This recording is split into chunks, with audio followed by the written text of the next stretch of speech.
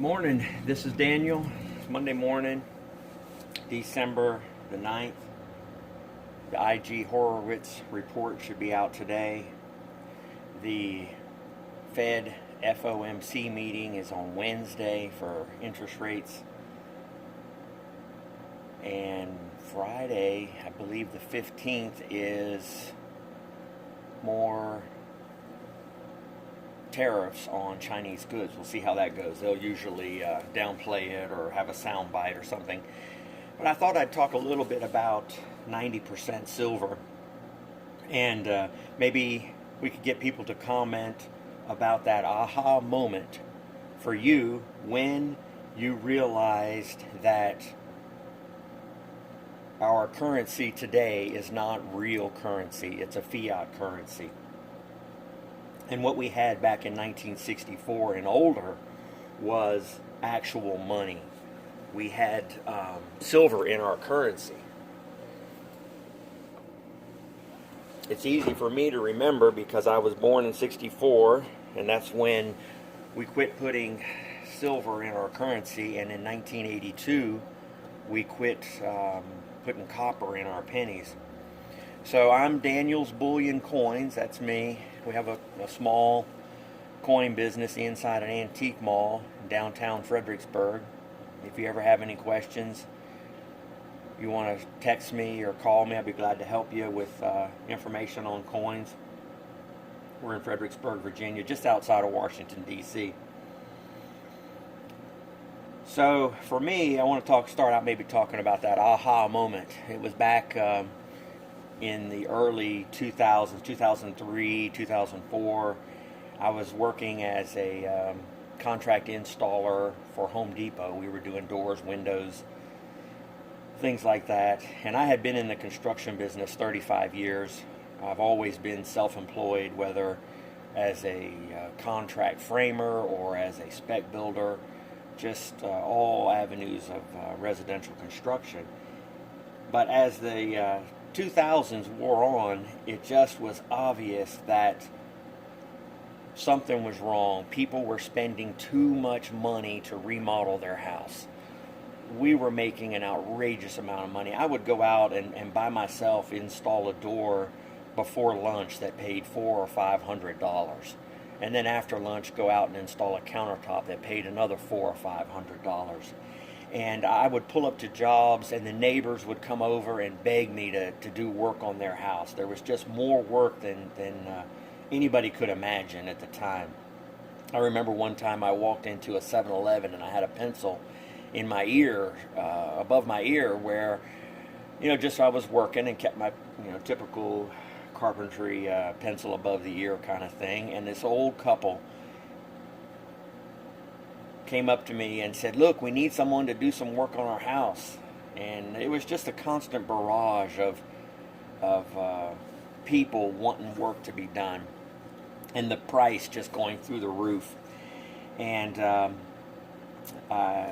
was a sort of an awakening to me. And I remember I went to one particular job, and the realtor, and when you meet somebody whether or not they have the ability to manage $1 million or not, and this guy clearly didn't, but he was a realtor and he was buying property, and I asked him, I said, you own all this property and you're buying and flipping, and he said, yeah, well, it's going up 30%.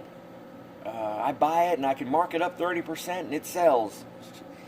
And I was like, boy, this can't last long.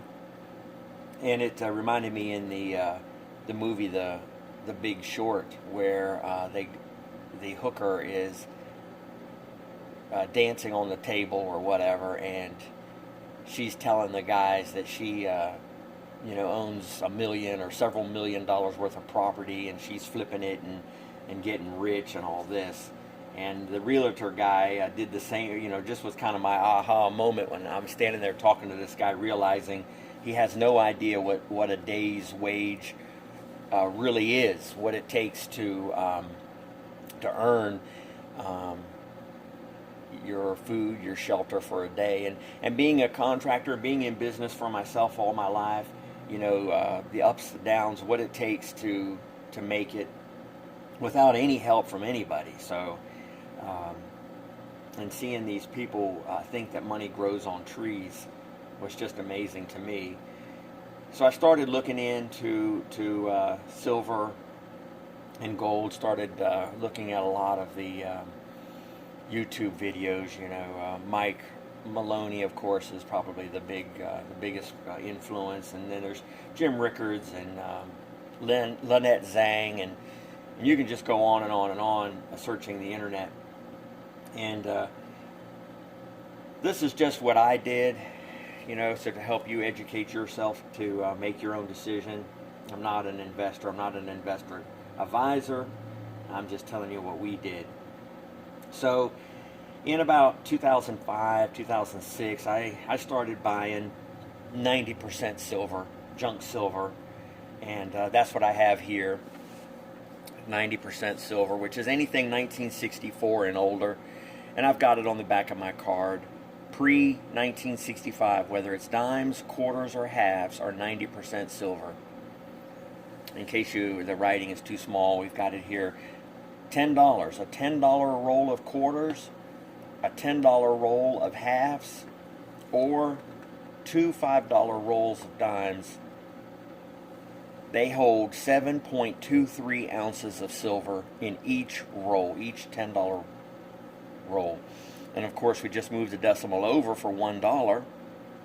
And a dollar can be 2 quarters and a half. It can be 2 quarters and 5 dimes, however you want to mix it up. You can have 10 dimes. You can have just 2 quarters, two halves, or 4 quarters. You're going to have 0.723. And all you have to do then is take and multiply that by the spot price. So today it's right about $17. So if we take the 0.723 and we times it by $17, that tells us that the value of a dollar's worth of 90% silver is $12.29. That's the face value of the silver content. Now each dollar is going to have a premium on it. And I've seen that premium anywhere from 5% to 100%. It was at nearly 100% for about 24 hours one time during the Obama administration.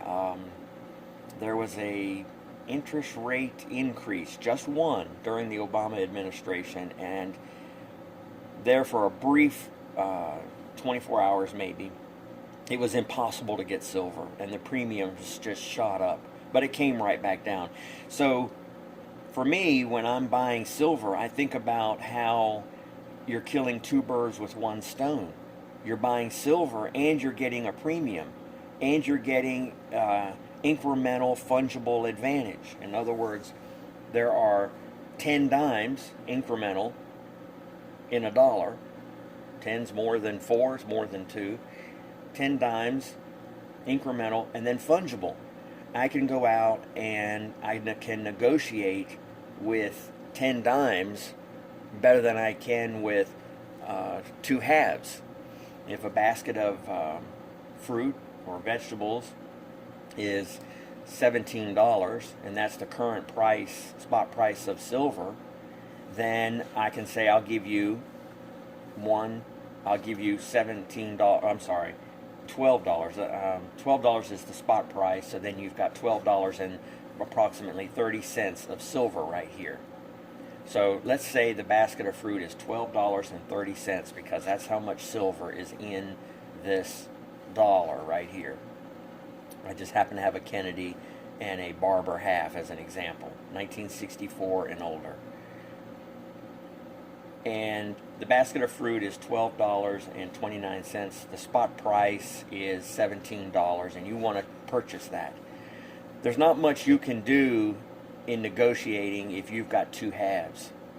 But if you've got 10 dimes, I've got a Roosevelt and a Mercury dime here, you can say to the vendor, how about I give you 8 dimes? And the vendor can say, no, make it 9 dimes. Well, you've just incrementally, fungibly held back 1 whole dime, and you're giving him 9 dimes. That's the same thing. You can make change easier with dimes.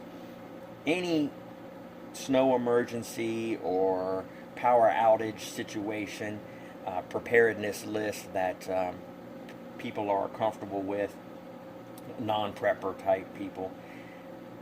They say go to the bank and get $1 bills because the ATMs may empty out, and if you've got $1 bills, you'll be able to make change and purchase things. Well, it's the same thing with dimes. You're going to have more purchasing power. Gold, of course, you really are going to be stuck. Bars, I know the internet is really big on silver bars, silver rounds, the latest and greatest strike, limited numbers of something, whether it's put in a felt box or has a certificate with it or whatever. That's all great and fun, and it reminds me of the Beanie Baby craze when people were standing in line to buy the latest and greatest numbered Beanie Baby. And that's what that stuff is. It just has no value at all. A felt box and a certificate or whatever just ends up in the trash. How many people said, oh, I'm working on my child's college fund buying Beanie Babies?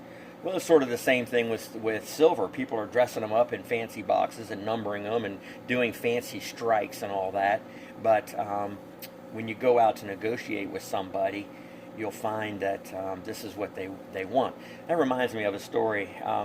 When I was transgressing from a builder into a coin dealer, I wanted to know what worked, what functioned as silver in the market. What were people interested in? How could I pursue gold and silver to my advantage? So I went out to the farmers markets, and I took 90%. I took the bars, and I took the rounds, and I took the 86 and newer 1 ounce mint coins, whether the maple leaf or the eagle. And I asked the vendors what they would take for, the ammo, for the guns, for tractor parts, for food, for, different things. And every vendor took the 90% silver. Every one of them. Of course, the Mercuries and the peace dollars, those are good ones to trade in because the vendors just love them. But these are authentic. The authentic strikes that these have. Yes, you can dig up companies on the internet that make some of these that are fake, but generally these are unfaked coins, and copies are pretty obvious to tell, I think. But yes, some people are fooled by them, but generally these are uncopied coins. They're generic dates. So I figured it out that it was 90% is what they take. You can have your preference. Oh, I buy bars made by such and such a company, which is what the internet pushes. But what actually works? What is actually going to trade and function as currency? It's going to be dimes, quarters, and halves. So moving along. There are two exceptions to the 90% rule, 1964 and older, and the amount of silver that is in each dollar. And that is the Kennedy halves, 65 to 70. They're going to have 40% silver in them. And the Jefferson nickel, 42 to 45. Now, it's halfway through the year, so generally what you do is just look on the back. Above Monticello, there'll be a P, a D, or an S right there. A large P, D, or an S. That's the mint mark. That'll tell you that it is a silver nickel. That way you'll know. And I've done some basic math down here. For the quarter, the 25-cent quarter, you divide it by 4 and you'll find out how much silver is in each quarter. And the 50-cent piece, you divide it by 2. You divide your .723 by 2, and you're going to come up with how much silver is in each 50-cent piece. And of course, a dime, you're just moving the decimal point over again to find out how much silver is in that. Well, I just wanted to run a quick video this morning of some of my experiences. I want to tell you one more story before we go. So my wife and I, we started buying up the silver and a little bit of gold. And this is talking about being debt-free. And one of the key things that I learned, and of course we've heard the expression, buy low, sell high. But let's put that into practice. What is really low today and what is really high? Well, in my opinion, silver is extremely low. If you study it out, you'll find that silver is extremely low. What's high right now? Well, if you study it out on your own, you'll find that the ETFs, the market, the Dow, these types of things are extremely high. If you buy the silver, and when the market goes down and the silver goes up, which these things are cyclical, they go up and down, you can trade the silver and buy the market. And just, do that as a retirement plan. It's a long-term investment plan that we're doing. I'm just showing you my example. For example, we started buying silver, and you could get a roll of quarters. They were about $90 at the time. I think the spot price was $10 or $11, in that range. We started buying silver at $90 a roll. And we stacked a fair amount, and the price of silver got up to nearly $50 an ounce. The second time in my lifetime that it's gotten up to $50 an ounce. And property was being foreclosed on and auctioned off at an astronomical rate. People were losing their property, and there were fire sales everywhere. And you could go in with cash and buy a piece of property for a fraction of what it was worth.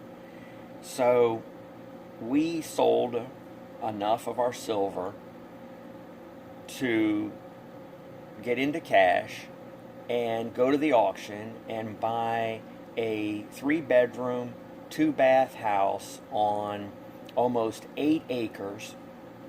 And we are halfway between DC and Richmond, Virginia. So we're right in between the capital of United States and the capital of Virginia. So I can be in DC in 45 minutes to an hour, and I can be in Richmond in about 45 minutes from my house. So it's not some desert. It's not some, we're really close.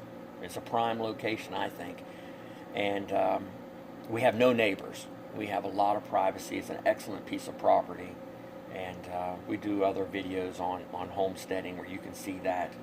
But the point I'm trying to make is we didn't have to go out into the desert, and we didn't have to go up into Alaska. We were able to buy a 3-bedroom, 2-bath house, almost 8 acres, and we paid next to nothing for it. But we were able to do that because of the buy low, sell high principle, and just keep taking advantage of the cyclical switch that comes along it's been twice in my lifetime so far, so this is a long-term play. Some people do it in day trading. They do it by the minute, buying low, selling when it goes up, buying whatever's down, and when it goes back up, they sell. It's a very simple principle. But you can do it on a long-term basis like we did. And we were able to get into a piece of property, at a fifth or so of its value. And now we're continuing to stack silver, and we have the coin business here, which gives me the opportunity to buy below what anybody else can buy at, because I'm buying all from the general public. And most pawn shops are 35, 45, 55% back. I don't have to be anywhere nearly that far back to do very well buying silver and gold. Well, I would really like for anybody to comment what was the aha moment for you that you realize that our currency is in trouble. Just one more piece of information before I let you go. Did you know that our debt, every form of debt that you can think of, whether it's car loans, credit card loans, national debt, derivative debt, anything you can think of, has more than doubled since the '08 crisis. Some of them has tripled and quadrupled, the debt has. Delinquencies have doubled, tripled, quadrupled. Car loans, credit card loans, personal loans, not to mention pension funds, unfunded liabilities. These things are in the trillions and trillions and trillions of dollars. And the debt is much worse now than it was in '08. But somehow or another, I'll get into another video on that later, why I think the can is being kicked down the road at this moment. But this is going to have to wrap it up for today. I want everybody to have a great day. I hope you appreciate this. Be blessed, and we look forward to seeing you in the next video. Good day.